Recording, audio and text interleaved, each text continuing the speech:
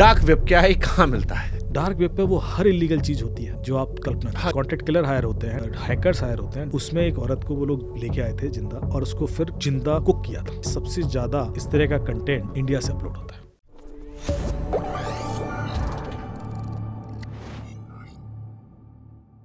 ठीक है, अब देखो, मैं ठहरा मासूम आदमी इंटरनेट चलाता है। मैं अपने लैपटॉप में जाता हूँ, सफारी क्रोम खोला, इंटरनेट चलाता हूँ, जो वेब है मेरा। मुझे नहीं पता डार्क वेब क्या है। मैंने इसके थंबनेल बहुत सारे देखे हैं यूट्यूब पे, जिसमें बड़ी मनोहर कहानियां जैसा लगता है मुझे सुनाई जा रही हैं, या हॉरर कहानियां सुनाई जा रही हैं, ऐसे थंबनेल बन के आते हैं। हाँ। डार्क वेब क्या है, कहाँ मिलता है? देखिए, पहले तो ये मिलता कहाँ है डार्क वेब?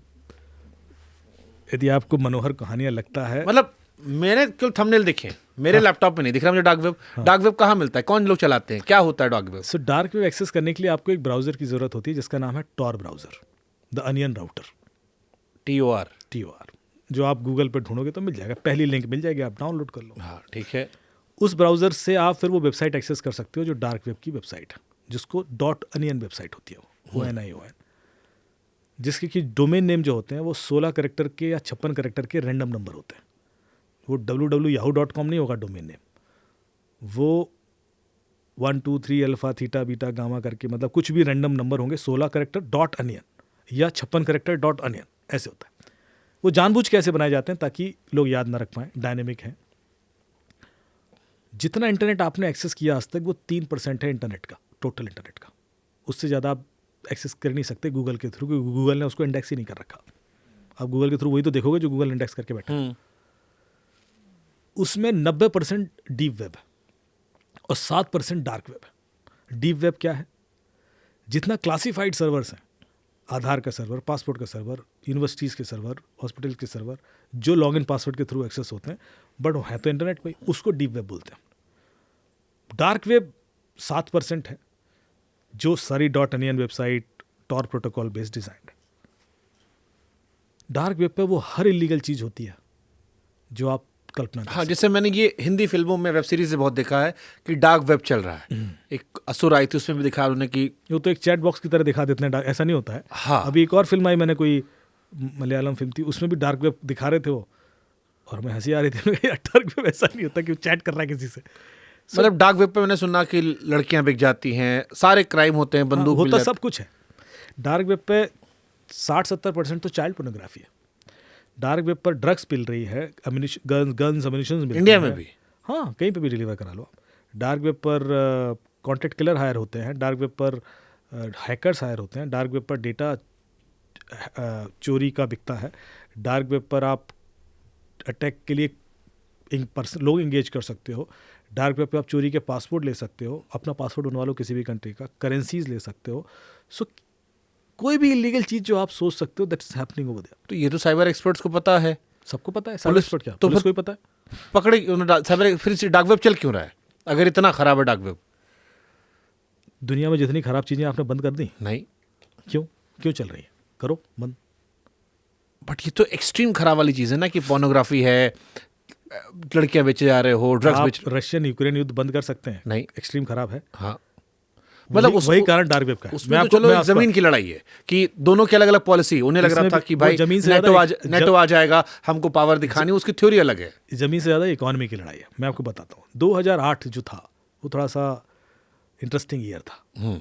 2008 में डार्क वेब आया, 2008 में बिटकॉइन आया, आईफोन आया, व्हाट्सएप आया, 26/11 का अटैक भी हुआ। अब ये सारी चीज़ें थोड़ा सा इंटरलिंक थी। कैसे? डार्क वेब किसने बनाया? यूएस ने। यूएस डिफेंस का प्रोजेक्ट था, 93 के आसपास स्टार्ट हुआ। क्यों बनाया था? क्योंकि जो उनके जासूस थे दूसरे देशों में, ईरान, इराक, अफगानिस्तान, उनको छुपाने के लिए कि भाई उनकी सर्वेलेंस लोकल गवर्नमेंट ना कर ले, तो जब वो इंटरनेट से डेटा भेज रहे हैं यूएस, तो वो छुपा रहे। सो एक टॉर प्रोटोकॉल डिज़ाइन किया गया। वो 2008 में एक कम्युनिटी के थ्रू डार्क वेब के फॉर्म में डेवलप हो गया। उसमें टॉर प्रोटोकॉल ओपन सोर्स हो गया और एक कम्युनिटी ने डार्क वेब बिल्ड कर दिया। उसके बाद उसमें इलीगल चीज़ें बिकने लगी। अब जब डार्क वेब ग्रो कर रहा है तो उसी समय, उसी 2008 में बिटकॉइन आता है। बिटकॉइन किसने बनाया? सतोशी नकामोटो करके एक बंदा है जापान का, उसका नाम आता है कि साहब उसने एक पेपर लिखा था जिसके बेस पे बिटकॉइन बना। बिटकॉइन कहाँ बन रहा है? जापान में। डार्क वेब कहाँ बन रहा है? यूएस। यूएस में। सतोशी नकामोटो नाम का कोई व्यक्ति इस दुनिया में है ही नहीं। सतोशी नकामोटो कौन है कभी किसी ने पता कर ही नहीं पाया। अब वो बंदा एक बिटकॉइन जैसी एल्गोरिथम बनाता है, उस पर एक कम्युनिटी सॉफ्टवेयर बिल्ड कर देती है, ब्लॉकचेन बेस्ड पूरा करेंसी बिल्ड हो जाती है, $2.3 ट्रिलियन की इकॉनमी खड़ी हो जाती है, और वो बंदा छुपा हुआ है, कहता मैं अपने बारे में नहीं बताऊंगा। क्यों नहीं बताएगा? इतना बड़ा महान काम कर रहा है, छुपा क्यों है भाई? हमें यहाँ डार्क वेब VPN पे लोग ढूंढ रहे हैं और वो सरफेस वेब पे छुप के बैठा हुआ, कैसे? इसका मतलब है कि सतोशी नकामोटो नाम का कोई व्यक्ति कभी था ही नहीं। तो फिर ये बना कैसे? ये खेल है किसका? यदि डार्क वेब सर्वाइव कर रहा है तो बिटकॉइन की वजह से, क्योंकि डार्क वेब पे यदि आप इलीगल चीज़ें खरीदोगे तो पैसे कैसे दोगे? आपको एक ऐसी करेंसी चाहिए जो ट्रांसपेरेंट हो और हिडन भी हो। Transparent and hidden contradictory word है। वो ट्रांसपेरेंट भी है, हिडन भी है। ट्रांसपेरेंट क्यों है? क्योंकि आप किस वॉलेट से कहाँ पैसा डाल रहे हो पूरी दुनिया देख सकती है, पूरी दुनिया। लेजर उसका ओपन है, आप बिटकॉइन का लेजर डाउनलोड करो, देख लो कौन से वॉलेट से कहाँ पैसा जा रहा है, ओपन, तो ट्रस्ट आ जाता है। पर उस वॉलेट के पीछे कौन व्यक्ति है ये आप नहीं कभी नहीं जान सकते, तो हिडन हो गया। आप देख रहे हो बिल्कुल वही चीज जो डार्क वेब को चाहिए। मुझे ट्रांसपेरेंसी चाहिए कि जब मैं पैसा भेजूं तो मुझे दिखना चाहिए कि पैसा गया, लेकिन मुझे हिडन भी चाहिए कि मेरे बारे में कोई ना पता पड़े गन मैंने खरीदी। तो एक इस तरह की करेंसी डिजाइन हुई जिसकी वजह से डार्क वेब ग्रो हुआ, और डार्क वेब नहीं होता तो बिटकॉइन की कोई वैल्यू नहीं होती, और बिटकॉइन नहीं होता तो डार्क वेब कभी ग्रो कर ही नहीं पाता। अब आप सोचिए कि ये हो क्यों रहा था यदि इतना इलीगल ही है, क्योंकि कुछ देश हैं जिनकी इकोनॉमी ड्रग और गन्स बेच के ही सर्वाइव करते हैं, जिसमें आपका एक यूएस भी है। तो जब ईरान इराक का युद्ध हुआ तो यूएस किसके साइड था? 9 साल चला शुरू में। हाँ, किसके साइड था यूएस? ईरान इराक का युद्ध हो रहा था 9 साल। शुरू में शायद इराक की तरफ था वो, पूरी तरह से इराक को सपोर्ट किया इसने। 9 साल गन्स और सब आर्म सप्लाई। इराक को उसने मजबूत किया था बाद में पंगे में। हाँ। उसके बाद उसने इराक पे आरोप लगा दिया कि तुम्हारे यहाँ केमिकल वेपन है, और सद्दाम हुसैन को मार दिया। जब ईरान इराक का युद्ध हो रहा था तो ईरान को कौन हेल्प कर रहा था? रूस, इजराइल, जो आज दोनों लड़ रहे हैं।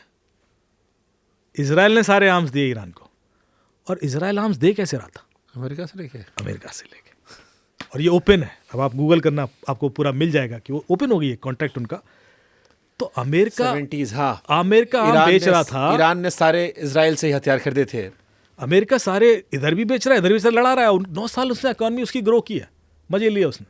लड़ो 9 साल, फिर उसको निपटा दिया, फिर उस पर कंट्रोल कर लिया ईरान पे। अब ईरान उसके उसमें है। अब आप जरा देखिए कि जब उसको ये थ्योरी उसकी एक्सपोज हुई तो उसको एक ऐसा प्लेटफॉर्म चाहिए था जो छुप के हथियार बेचे जा सके, चाहे नक्सलाइट्स को, चाहे टेररिस्ट को, चाहे किसी को। ये लोग थोड़ा ना हथियार बना लेंगे यार, आईएसआईएस वाले खुद हथियार बना लेंगे, उनकी फैक्ट्रियाँ हैं। कौन दे रहा है उनको हथियार? कितने हैं देश जो हथियार बना सकते हैं? इंडिया खुद इतने कम हथियार बना पाता है, आप देखिए। तो ये इकोनॉमी ड्रिवन, मतलब आप ये कह रहे हो कि अगर मुझे कोई प्लेटफॉर्म है, एक हथियार चाहिए, मैं डार्क वेब के थ्रू यहाँ डिलीवर करा सकता हूँ। बिल्कुल करा सकते हैं, और लोग कराते हैं। लड़की डिलीवर करा सकता हूँ। लड़की तो सरफेस वेब पे भी डिलीवर हो जाएगी। आप ये क्या कर रहे हो? मतलब सारी इलीगल चीजें। हाँ हाँ, लड़की के लिए आप, लेकिन लड़की को मतलब किसी को मरवा सकते हैं आप, कॉन्ट्रैक्ट किलर को हायर कर सकते हैं बिना मेरी पहचान बताए, ऑफ कोर्स। कि इतना पैसा उसका जो चार्जेस होंगे दे दो और जाके ठोक देगा। और ऐसे लोग इंडिया में हैं जो एक्टिवली यूज कर रहे हैं। ऐसे लोग पकड़े गए हैं इंडिया में, नारकोटिक्स कंट्रोल ब्यूरो ने पकड़े हैं। डार्क वेब पे जो ड्रग्स मंगाते थे अरेस्ट हुए। तो ऐसा नहीं है कि डार्क वेब पे छुपाए हो तो छुप जाओगे, उसको पकड़ने के तरीके भी हैं जिसके ऊपर हम ट्रेनिंग लेते हैं पूरा। तो अब जैसे आपकी इतनी बातें सुनकर कोई एक ऐसा आम आदमी जिसको गूगल पे इंटरेस्टेड टीओ और लिख के और ढूंढना शुरू कर दे, हाँ। जो डार्क वेब पे लैपटॉप पे यूज कर रहा है, क्या उसका लैपटॉप या मोबाइल सेफ है? नहीं, रिस्क है। देखिए आप वही तो कह रहे हो कि जब आप कोई भी ऐसा प्लेटफॉर्म इस्तेमाल करते हैं जहां आप छुपे हैं, तो क्रिमिनल भी तो छुपा है। तो वही पूछ रहा हूँ। तो जो डार्क वेब का इस्तेमाल उत्साह में जाके ढूंढना शुरू कर दे, कोई गलती से क्लिक करेगा तो हो सकता है उस पर कोई लीगल एक्शन हो जाए, हो सकता है कि वो कोई ऐसी गलती कर दे कि उसका डेटा या पैसा निकल जाए। बहुत कुछ रिस्क है ना। तभी तो मैं कह रहा हूँ कि वो बच्चों का खेल भी नहीं है कि आप गए मजे लेने के लिए और दिख दाख के चले आए। आप जब भी किसी ऐसे डोमेन में, एरिना में उतरेंगे तो इस रिस्क के संग उतरेंगे कि वो खतरा आपको पर्सनल हार्म। डार्क वेब की सबसे शॉकिंग कहानी आपने क्या सुनी जिसने आपका दिमाग खराब कर दिया? अरे देखिए, मैं 2013 या 14 के आसपास जब डार्क वेब स्टार्ट किया एक्सप्लोर करना इन्वेस्टिगेशन के लिए, तो सबसे पहले जो वीडियो सरफेस हुआ वो था how to cook a live woman. तो उसमें एक औरत को वो लोग लेके आए थे जिंदा, और उसको फिर जिंदा कुक किया था। और वो वीडियो, उसकी चीखें आप सुनोगे तो आप 10 सेकंड वीडियो नहीं देख सकते।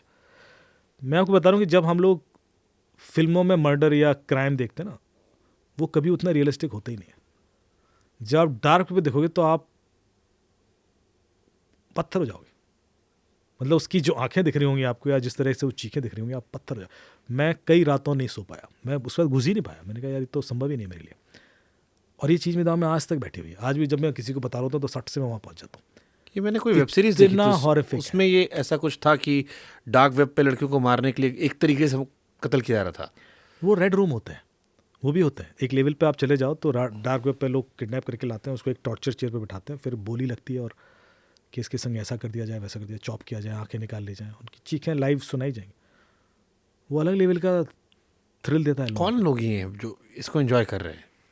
को। यही है, इन्हीं में से है सर, बाहर से नहीं आए, कोई एलियन नहीं है, इसी सोसाइटी में हमारे आसपास है। ये इतना बड़ा खतरा है और हम नहीं पहचानते। हम इनमें से, और उसका जो आप व्यूज देखोगे तो आप चौंक जाओगे, क्योंकि इतने हैं। आपने पोर्नोग्राफिक साइट्स के व्यूज देखे हैं कभी? आपके यूट्यूब के व्यू से ज़्यादा होते हैं। फिर आप कैसे कह रहे हो कि नहीं साहब वहाँ सेलेक्टिव लोग जा रहे हैं? तो डार्क वेब भी ऐसे ही है। इन्हीं मतलब में वो से भी लोग प्लेजर है। दैट इज ऑल्सो प्लेजर, तभी तो जा रहे हैं। और वो एक अलग लेवल का, मैं आपको, जैसे ये तो कॉन्टेंट किलर हायर करना या child pornography itself is a heinous crime. आप यदि देखते भी हो ना तो भी आपको उतनी ही कठोर सजा होगी, जो कि मैं कहता हूँ कि 60% तक उसमें है एज पर डेटा। यदि आप एक इंटरनेट वॉच फाउंडेशन की रिपोर्ट देखोगे, कुछ समय पहले मैंने देखी, तो उसमें उन्होंने कहा कि सबसे ज़्यादा इस तरह का कंटेंट इंडिया से अपलोड होता है। उन्होंने कुछ ऐसा डेटा दिया था 11% या कुछ। सेकेंड लार्जेस्ट डेटा दिया था 9% पाकिस्तान से अपलोड होता है, और फिर बांग्लादेश से दिया था 4.5% कुछ। तो मैं चौंक गया था। मैंने कहा कि यदि ये डेटा सही है तो हर चौथा वीडियो डार्क वेब पर चाइल्ड पोर्नोग्राफी का इन 3 कंट्री से जा रहा है, 25% करीब। और केस तो एक नहीं है थाने में। तो फिर ये कौन लोग हैं जो सफ़र कर रहे हैं? ये सच है डेटा का। हमें यदि नहीं पता तो इसका मतलब ये नहीं कि वो हो नहीं रहा है। एक 2004 या 5 की घटना है। मैं यहाँ सेक्टर 14 में रहता था, नोएडा में, किराए के घर में। तो जो हमारे यहाँ काम करती थी लेडी, वो एक दिन आई कि भैया भैया मेरा दूसरा बच्चा भी गायब हो गया। मैंने कहा दूसरा बच्चा भी गायब हो गया मतलब? बोले अभी थोड़े दिन पहले पहला गया था, अब दूसरा गायब हो गया। तो मैंने कहाँ रहते हो आप, पता किया। मैंने थानेदार को फोन लिया, मैंने क्या मजाक है, बच्चा गायब हो गया। तो थानेदार ने सुना मेरी बात, बोले सर क्या करें, 250 बच्चे गायब होते हैं हर साल नोएडा से। हैं? बोले हाँ। तो जब आप डेटा जानते हो ना, तब आप झटका लगता है आपको कि यार ये क्या है यार, और फिर इनका हो क्या रहा है, कितने रिकवर होते हैं। अभी दिल्ली में एक मुहिम शुरू हुई थी, तब रिकवर किए, कितने रिकवर हुए? यदि 2000 गायब होंगे तो 200 रिकवर हुए होंगे। तो कुछ चीज़ें ऐसी हैं सर जो इतनी हार्श हैं और हमारे आसपास ही हैं, पर हम इग्नोरेंट हैं, इसलिए हम वो दर्द नहीं महसूस करते। और मुझे खुद नींद नहीं आई कई दिनों तक। मैंने कहा यार मैं क्या कर सकता हूँ इसके लिए, मैं ढूंढ के भी नहीं ला सकता। दूसरा बच्चा, ये सच है सर। तब ये सब बातें सुन के लगता है हम हैवानों के बीच में इंसान रह रहे हैं। डार्क वेब पनप ही नहीं सकता यदि कोई, हर आदमी इंसान है तो।